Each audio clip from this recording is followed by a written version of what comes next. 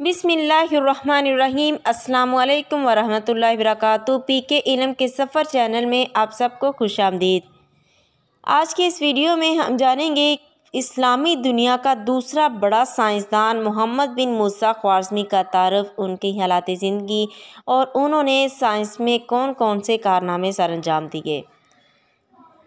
شہر خوارزم موجود فیو میں اسلامی دور کا نامور ریاضی دان محمد بن موسیٰ خوارزمی 779 میں پیدا ہوا۔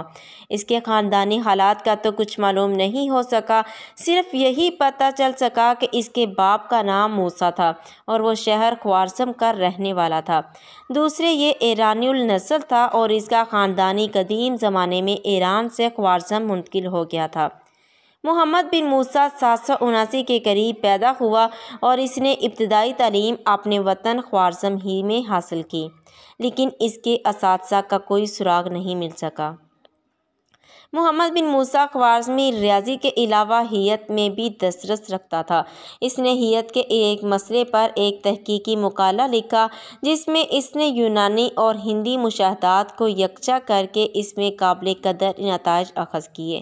یہ مقالہ اس نے بیت الحکمت بھیجا جہاں اسے بے حد پسند کیا گیا اور اس کی بدولت خوارزمی کو بیت الحکمت کا ایک رکن بنا لیا گیا۔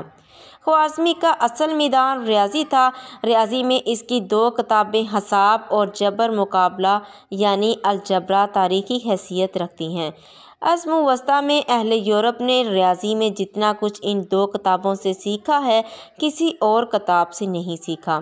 یونانیوں اور رومیوں کے زمانے میں اہل مغرب اعداد کو رومن طریقہ سے لکھتے تھے، جسے حساب کے مختلف اعمال مثلاً جمع، تفریق، ضرب، تقسیم سخت مشکل اور پیچیدہ ہو جاتے تھے۔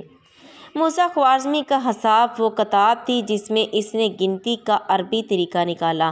گنتی کا طریقہ جو آج کل رائج ہے، یہ خوارزمی کا تشکیل کیا ہوا طریقہ ہے۔ یہیں سے اہل مغرب نے اسے اپنایا اور اپنے روزمرہ کے استعمال میں اسے شروع کیا۔ حساب اور الجبرا کی کتاب کے علاوہ محمد بن موسیٰ خوارزمی نے بعض دیگر موضوعات پر بھی تصانیف کیں۔ اس کا ایک رسالہ اسطرلاب پر ہے جس میں اس مشہور آلے کی ساخت اور طریقہ استعمال کی تفصیلات درج ہیں۔ ایک رسالہ دھوپ گھڑی پر ہے جس میں اس گھڑی کو قائم کرنے کی ترکیب باصراحت بیان کی گئی ہے۔ ایک اور رسالہ میں زاویوں کی سائنس اور جیوب کے نقشے دیے گئے ہیں جو ٹرگنومیٹری میں اس مہارت کا ثبوت ہیں۔ ان رسائل کے علاوہ ایک مکمل کتاب اس نے جغرافیہ پر بھی لکھی۔